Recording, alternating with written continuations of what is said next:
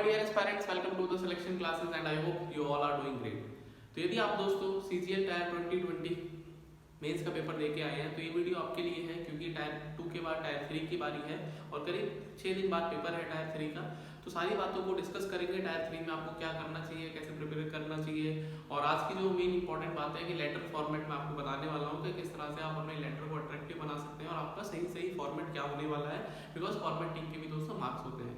लेकिन आज की वीडियो को शुरू करने से पहले थोड़ा सा रिव्यू जो मेंस का पेपर हुआ टायर 2 का, वहाँ पर एक सेंटर IIT मेरठ वाला जो सेंटर है, वहाँ पर due to some technical glitch paper नहीं हो पाया। तो क्या नॉर्मलाइजेशन होगा, काफ़ी बच्चों के मन में जहन में सवाल उठ रहे हैं। तो इस बात का यदि मैं उत्तर देना चाहूँ तो अभी it is too early to say anything, but क्योंकि ये SSC कमीशन है, कमीशन डिसाइड करेगा नॉर्मलाइजेशन होगा नहीं होगा। बट लेकिन SSC के यदि हम नोटिफिकेशन की बात करें तो उसमें साफ साफ ये मेंशन है कि यदि मल्टीपल शिफ्ट में पेपर होता है तो नॉर्मलाइजेशन होगी। तो क्या SSC कंसिडर करेगी इसको मल्टीपल शिफ्ट, क्या नॉर्मलाइजेशन होगा? बट होगा भी तो उसका ज़्यादा इम्पैक्ट दोस्तों इसलिए नहीं आने वाला क्योंकि पहले जो मल्टीपल शिफ्ट में पेपर होते थे वो पूरे 3-3 दिन होते थे और पैन इंडिया होते थे। अब एक सेंटर की सिर्फ बचा है, क्योंकि ये कोई डेलिबरेटली करा हुआ नहीं है। तो एक सेंटर पे ज़्यादा 1000 बच्चे होंगे, मैक्सिमम 1500 बच्चे होंगे, तो 1000-1500 बच्चों का ज़्यादा इम्पैक्ट जो करीब 1-1.5 लाख बच्चे हैं उन पर आएगा नहीं। बट फिर भी लेट्स सी कि SSC इस पर क्या डिसीजन लेती है। बात करते हैं दोस्तों टायर 3 के बारे में। तो यदि हम टायर 3 की बात करें तो मेन जो उसमें डिस्क्रिप्टिव पेपर है 100 नंबर का, जिसमें आपको 33 नंबर जो है वो क्वालिफाइंग मार्क्स है। यदि आपके क्वालिफाइंग मार्क्स आएंगे देन ओनली आपकी टायर 2 की कॉपी एक तरह से चेक होगी या फिर आप टायर 2 का जो रिजल्ट है वो आपका डिक्लेयर होगा। तो चलिए बात करते हैं कि किस तरह से टायर 3 की आपको प्रिपरेशन करनी है और क्या क्या उसका एक तरह से छोटा सा क्रिस्प सिलेबस की बात करें। तो यदि हम दोस्तों सिलेबस की बात करें टायर 3 का, तो मेन जो 3 इसमें इंपॉर्टेंट बातें हैं,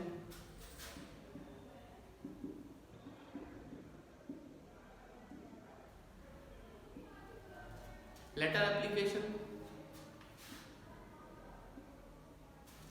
ऐसे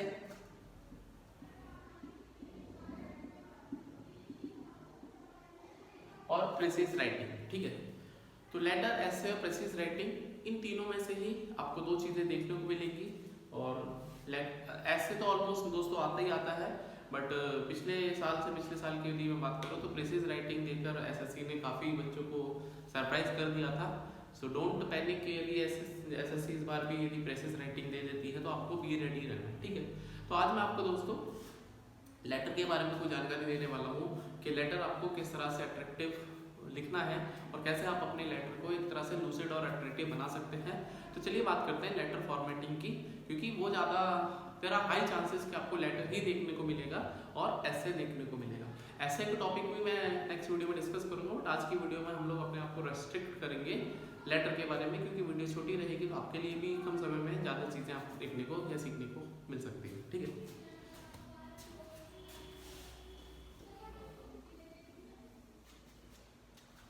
तो जब हम दोस्तों पत्र की बात करते हैं, पत्र सुनते ही कुछ बच्चों की फीलिंग जो है वो अलग दिशा में चली जाती है, बट उन पत्र की बात नहीं कर रहे हैं। ठीक है, पत्र जो है वो आपको डिस्क्रिप्टिव जो पेपर है टायर 3 का वहाँ पर लिखना है। तो यदि हम बात करें दोस्तों, लेटर को 2 पार्ट में सेग्रीगेट कर सकते हैं।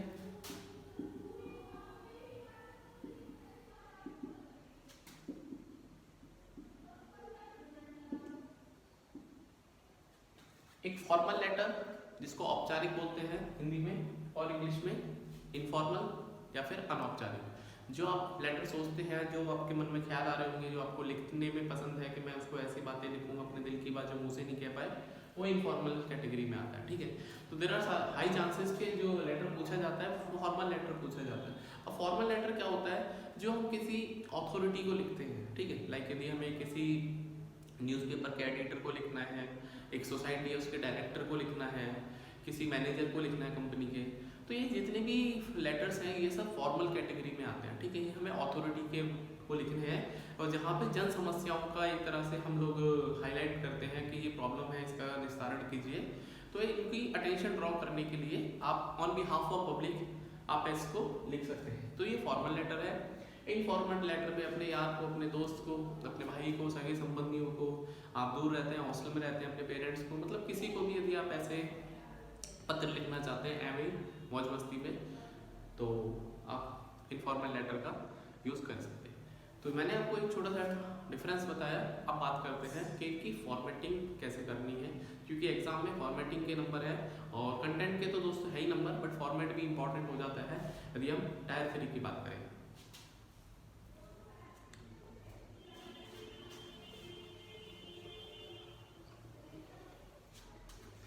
तो बात करते हैं दोस्तों फॉर्मल लेटर की, क्योंकि ज़्यादा इंपॉर्टेंट है फॉर्मल लेटर और यहीं से हो सकता है कि आपको लेटर देखने को मिले।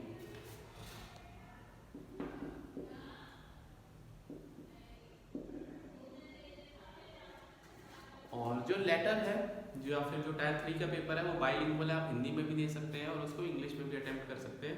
बट जरूरी होता है कि जो आपको कॉपी मिलेगी, कॉपी लाइक मैथ की नोटबुक आपने देखी होगी, इस तरह से कॉपी रहती है।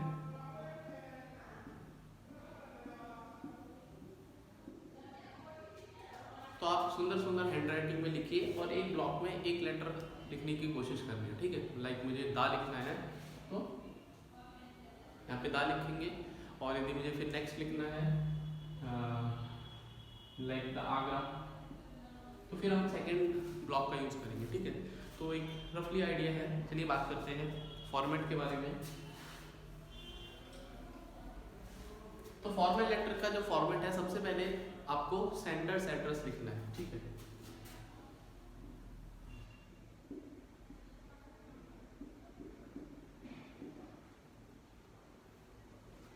भेजने वाले का पता, ठीक है। लाइक यदि मैं किसी अथॉरिटी को लेटर लिख रहा हूँ और मैं गाजियाबाद में रहता हूँ, तो मैं अपने घर का एड्रेस या जो भी क्वेश्चन में एड्रेस बोला होगा हमें वो एड्रेस लिखना है, ठीक है। अननेसेसरी कोई भी एड्रेस ऐसा ना लिखे जो कि एक तरह से एब्सर्ड हो, या अपने मन से कुछ भी जो होता है ना, कुछ आई कैचिंग करने के लिए कुछ ऐसे शब्दों का यूज़ कर लेते हैं, वो सब चीज़ें नहीं। जो एड्रेस गिवन हो गया तो वो लिखना है, या फिर XYZ से हम इसको यूज़ कर सकते हैं। तो आपको जब ये एड्रेस लिखना है तो आपको एड्रेस नहीं लिखना, आपको डायरेक्टली एड्रेस लिखना है। मतलब मैं कहने का मतलब क्या है कि अगर आप ये सोचते हैं कि एड्रेस लिखेंगे लाइक,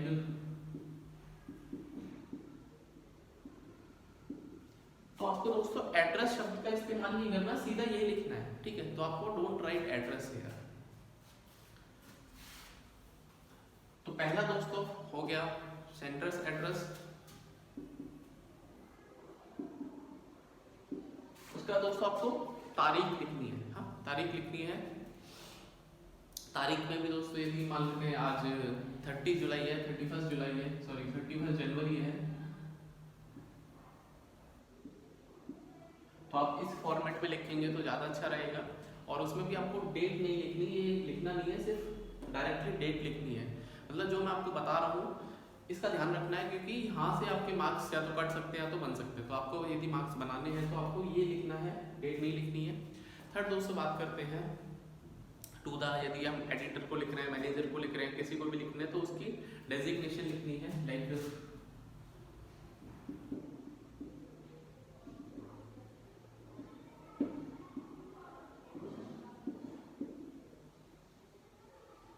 इसको रिसीवर्स एड्रेस बोलते हैं। लाइक टू द एडिटर, कहाँ का एडिटर है, लाइक न्यू दिल्ली का एडिटर है,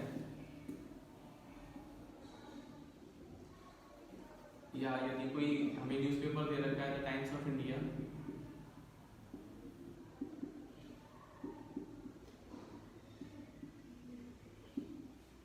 तो आपको थर्ड लिखना है दोस्तों रिसीवर्स एड्रेस, जहाँ पे आपको अपना पत्र है जो भेजना है। उसके बाद दोस्तों यदि हम बात करें फोर्थ नंबर पे, लिखना है आपको सब्जेक्ट। सब्जेक्ट लिखना है, विषय लिखना है कि जो पत्र है ये किस विषय में है, ठीक है। क्योंकि विषय क्या होता है कि आपको एक आइडिया हो जाता है पढ़ने वाले को कि नीचे जो बॉडी में जो कंटेंट लिखा हुआ है वो किस बारे में लिखा हुआ है।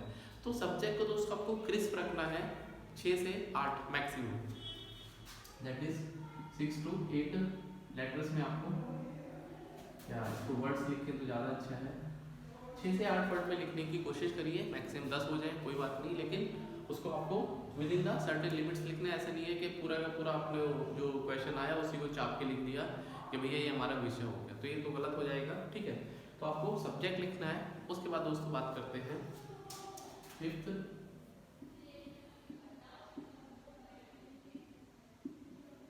सैल्यूटेशन। सैल्यूटेशन बोले तो हेलो सर, या रेस्पेक्टेड सर, मैम करके, यदि क्वेश्चन में गिवन है कि सर है या मैम है तो आपको वो यूज़ करना है। यदि क्वेश्चन में गिवन नहीं है सर है या मैम है तो आप डायरेक्टली सर का यूज़ कर सकते हैं, रेस्पेक्टेड सर। ठीक है, तो सैल्यूटेशन में आपको लिखना है रेस्पेक्टेड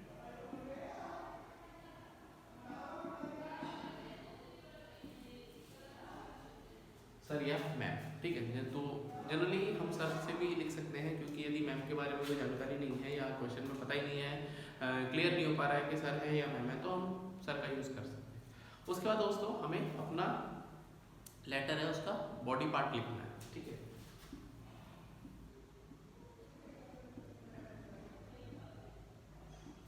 बोले तो कंटेंट लिखना है। तो कंटेंट जब हम लिखते हैं तो आपको थोड़ा सा इलेबोरेटिव कम होना है, कम शब्दों में ज़्यादा लिखना है और चीज़ों को थोड़ा सा क्रिस्प और लूसिड लिखने। लूसिड बोले तो मतलब ऐसा लगे कि पढ़ने के बाद चीज़ें बिल्कुल समझ में आए, ऐसा ना हो कि थोड़ा सा वेग हो जाए, एब्सर्ड हो जाए, या फिर पता ही ना चले कि आप लिख क्या रहे हैं, कोई रामकथा लिखने बैठ जाए। नहीं, आपको प्रॉपरली लूसिड लिखना है। कोई भी भाषा का इस्तेमाल कर सकते हैं, हिंदी या इंग्लिश में से। आपको चीज़ों को बिल्कुल क्रिस्टल क्लियर वे में लिखना है। Like this is to bring to your kind attention, मैं आपका ध्यान केंद्रित करना चाहता हूँ, या through the extreme corner of your newspaper, मैं आपके न्यूज़पेपर के माध्यम से ये सब चीज़ें बताना चाहता हूँ। तो आप इस तरह से अपने लेटर की शुरुआत कर सकते हैं। ठीक है, तो जैसे मैंने बोला I would like to draw your kind attention, तो आप इस यहाँ से अपने लेटर की शुरुआत कर सकते हैं।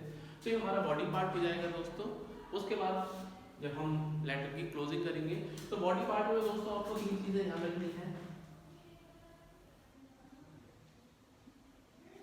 एक तरह से समस्या का इंट्रोडक्शन, उसकी डिटेल, ठीक है, उसकी डिटेल, और उसके बाद दोस्तों यदि हम बात करें थोड़ा सा, आप यदि आपको कोई सजेशन है, कोई फीडबैक है, तो आप वो भी वहाँ पर डिस्कस कर सकते हैं। क्लोजिंग जिसको बोलते हैं। अपनी बॉडी, जो लेटर की बॉडी है उसको 3 पार्ट में आपको डिवाइड करना है। और उसके बाद यदि हम बात करेंगे दोस्तों, आपको यहाँ पे लिखना है आई शैल बी थैंकफुल।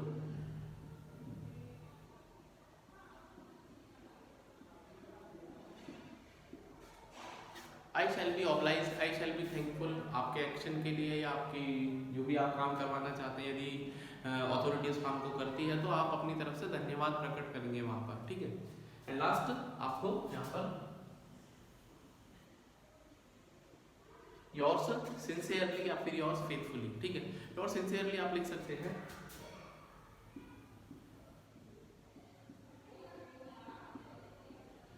यदि नेम दे रखा है एग्जाम में तो आप उस नेम का यूज करेंगे, अन्यथा XYZ या फिर ABC से आप अपना काम चला सकते हैं। तो दोस्तों इसको आप स्क्रीनशॉट लेना चाहें तो ले सकते हैं, और यदि आप इसको नोट करना चाहें तो अपनी नोटबुक में नोट कर लीजिए और एक पेपर में नोट कर लीजिए, और एग्जाम टाइम पे ये एड्रेस का फॉर्मेट आपको काफ़ी काम आएगा। ठीक है, तो next we shall move forward. जब हम बात करते हैं दूसरा इनफॉर्मल लेटर का होता है। ठीक है, तो इनफॉर्मल लेटर की हम बात करते हैं। तो फॉर्मल लेटर के बाद दोस्तों हम बात करते हैं इनफॉर्मल लेटर के बारे में। तो इनफॉर्मल लेटर जैसा कि मैंने आपको बताया अनौपचारिक पत्र है। आप अपने यार को, अपने दोस्त को, अपने भाई को, अपने सगे संबंधियों को, अपने पेरेंट्स को, अपने रिश्तेदारों को, किसी को भी आप XYZ लिख सकते हैं इस दुनिया में। लाइक यदि आप हॉस्टल में रहते हैं, अपने पेरेंट्स से कुछ आपको मंगाना है, ऐसे मंगाने हैं, तो एक तरह से ये इनफॉर्मल लेटर की कैटेगरी में आता है। आपको अपना पत्र भी लिखना है जो कि किसी और के माध्यम से कबूतर जा वाला पत्र होता है, वो भी दोस्तों इसी कैटेगरी में आता है। ठीक है, तो इसका भी एक सर्टेन फॉर्मेट है, और फॉर्मेट यदि एग्जाम में आएगा तो हमको मार्क्स के पॉइंट ऑफ व्यू से वो फॉर्मेट पता होना चाहिए। ठीक है, तो सबसे पहले यदि हम फॉर्मेट की बात करें तो यहाँ भी दोस्तों आपको भेजने वाले का पता, सेंडर्स एड्रेस आपको पहले लिखना है।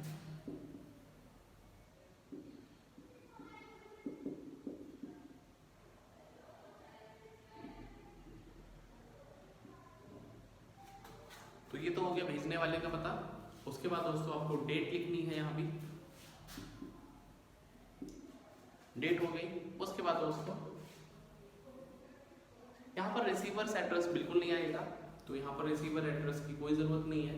दूसरी बात ना, यहाँ पर दोस्तों सब्जेक्ट आएगा, बिल्कुल भी वो भी नहीं आएगा। तो आपको सेंडर्स एड्रेस लिखना है, डेट लिखनी है, उसके बाद दोस्तों यहाँ पर आपको सब्जेक्ट भी नहीं लिखना है, ठीक है। विषय की कोई ज़रूरत नहीं है, क्योंकि अपने यार अपने दोस्त को लिख रहे हैं तो आप अपनी मर्जी से जो भी अपने हाल दिल का हाल लिखना चाहते हैं या फिर जो भी कुछ बातें हैं वहाँ पर जो ब्ला ब्ला ब्ला वाली बातें हैं वो हम यहाँ पर यूज़ कर सकते हैं। तो इसमें ऐसा कोई मतलब फॉर्मल होने की ज़रूरत नहीं है, इसका नाम ही इनफॉर्मल है तो आपको इनफॉर्मल लेटर लिखना है। तो सेंडर्स एड्रेस हो गया, डेट हो गया, उसके बाद सैल्यूटेशन पे आ जाना है सीधे सीधे।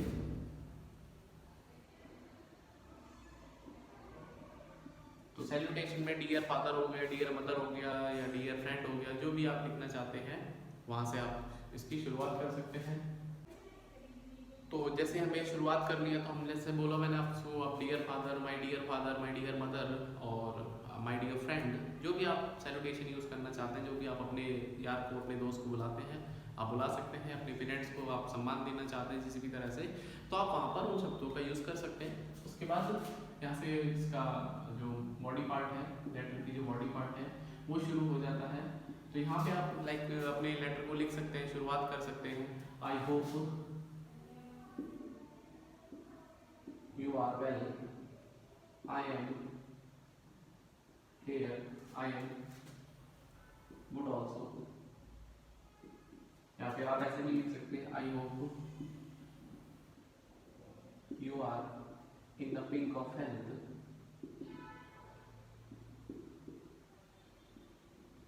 ठीक है। तो यहाँ से एक लेटर की शुरुआत कर सकते हैं कि मैं आशा करता हूँ कि आप सब लोग अच्छे हैं और मैं भी यहाँ पर अच्छा हूँ और मैं ईश्वर से कामना करता हूँ कि आप सब लोग अच्छे हो, मतलब इस तरह से आपको शुरुआत करनी है, ठीक है। तो यहाँ पर उसके बाद जब आप शुरुआत कर देंगे लेटर की तो आपको जो रिक्वायरमेंट है आपने लेटर क्यों लिखा है फिर आपको वो सारी बातें वहाँ पर लिखनी है, दैट इज कंटेंट लिखना है। और उसके बाद थैंक यू वगैरह, थैंक यू, लव यू वगैरह आप यहाँ पर लिख सकते हैं, क्योंकि यहाँ पर इनफॉर्मल है तो इन शब्दों का भी आप यूज़ कर सकते हैं। एंड फाइनली आपको फोर्थ लिखना है, योर्स ओबीडियंटली, ओबीडियंटली अपने पेरेंट्स या फिर आपसे जो बड़े हैं उनको लेटर लिख रहे हैं तो आपका आज्ञाकारी वो लिख सकते हैं, या फिर योर्स लविंगली लिख सकते हैं। लविंगली आप उनको लिख सकते हैं जैसे आपका एक तरह से जैसे आप लाइक फ्रेंड हो गए या फिर फ्रेंड सर्कल में थोड़े से यहाँ पे डिस्टेंस कम मेंटेन करते हैं वहाँ पे आप लविंगली वगैरह का यूज़ कर सकते हैं। तो ये एक सिंपल सा फॉर्मेट था। चांसेस दोस्तों ज़्यादा होते हैं कि फॉर्मल लेटर आए, क्योंकि जब आप प्रशासन में जाएंगे या फिर जब जॉब में जाएंगे तो आपको ये लेटर अपने घर पे लिखते हैं, लेकिन जो वहाँ पे जो लेटर लिखने की ज़रूरत होती है दोस्तों फॉर्मल लेटर की ज़रूरत होती है। लाइक यदि आपको किसी मंत्रालय को लिखना है पत्र या फिर आपको जो लेटर लिखना है किसी अथॉरिटी को लिखना है तो वहाँ पे फॉर्मल लेटर की ज़्यादा रिक्वायरमेंट होती है। तो उम्मीद कर रहा हूँ दोस्तों कि लेटर राइटिंग आपने सीखी होगी। और उसके बाद दोस्तों यहाँ पर डूज एंड डोंट्स की बात करते हैं। डूज एंड डोंट्स का मतलब क्या है कि लेटर में क्या करना है क्या नहीं करना है, ठीक है। तो थोड़ा सा डूज एंड डोंट्स के बारे में बात कर लेते हैं। तो जब हम बात करते हैं फॉर्मल लेटर की, ध्यान से सुनना दोस्तों, जब हम बात करते हैं फॉर्मल लेटर की तो आपको ना तो कॉन्ट्रैक्टेड फॉर्म यूज़ करनी है, मतलब डिडंट का यूज़ नहीं करना, वुडंट का यूज़ नहीं करना। जो कॉन्ट्रैक्टेड फॉर्म होती है आपको फॉर्मल लेटर में बिल्कुल भी यूज़ नहीं कतई यूज़ नहीं करनी। दूसरा हो गया दोस्तों आपको जो फ्रेजल वर्ब्स हैं वो भी यूज़ नहीं करनी है। तीसरा दोस्तों आपको इडियम फ्रेजेस का यूज़ नहीं करना है। तो आप इनको ध्यान रखिए कि जब आप फॉर्मल लेटर लिख रहे हैं, औपचारिक पत्र लिख रहे हैं, तो आपको ना तो कॉन्ट्रैक्टेड फॉर्म यूज़ करनी है, ना इडियम फ्रेजेस का यूज़ करना है, ना हमें फ्रेजल वर्ब्स का यूज़ करना है। तो इन सब से अवॉइड करना है, बिकॉज फॉर्मल का मतलब आपको बहुत मतलब फॉर्मल होना है वहाँ पर, ठीक है। और इनफॉर्मल लेटर का यदि मैं डोंट्स की बात करूँ तो आपको सिर्फ कॉन्ट्रैक्टेड फॉर्म को अवॉइड करना है। बाकी यहाँ पर आप इडियम फ्रेजेस वगैरह लिख सकते हैं, जैसे मैंने यहाँ पे लिखा है I hope you are in the pink of health, मतलब आप इन सब चीज़ों को वहाँ पर अलाउड है।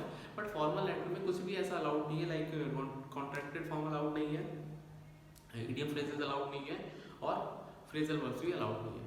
तो ये थोड़ा सा टिप था मेरी तरफ से, आप इन बात का विशेष तौर पर ध्यान रखना जब हम पत्र लिखने जाते हैं। और नेक्स्ट वीडियो में मैं कुछ इंपॉर्टेंट टॉपिक्स भी आपको बताऊंगा ऐसे के लिए, और एक वीडियो में मैं प्रेसिज राइटिंग भी डिस्कस करने का पूरा कोशिश करूंगा 6 तारीख से पहले। तो आई होप दोस्तों वीडियो आपको पसंद आई होगी। दोस्तों वीडियो को शेयर करें, चैनल को सब्सक्राइब करें, और यदि आप भी एस्पायरेंट हैं किसी भी गवर्नमेंट जॉब के, स्पेशली यदि आप SSC CGL 2021 की प्रिपरेशन कर रहे हैं, then you must join my channel for the aptitude specially, और बाकी सब्जेक्ट की क्लासेस भी हम लोग यहाँ पर जल्दी से लेके आने वाले हैं। तो see you soon in the next video. Till then अपना ध्यान रखिए, पढ़ते रहिए, खुश रहिए, एंजॉय करिए और अपनी सेहत का बहुत ज़्यादा ध्यान रखिए। तो बाय बाय, टेक केयर।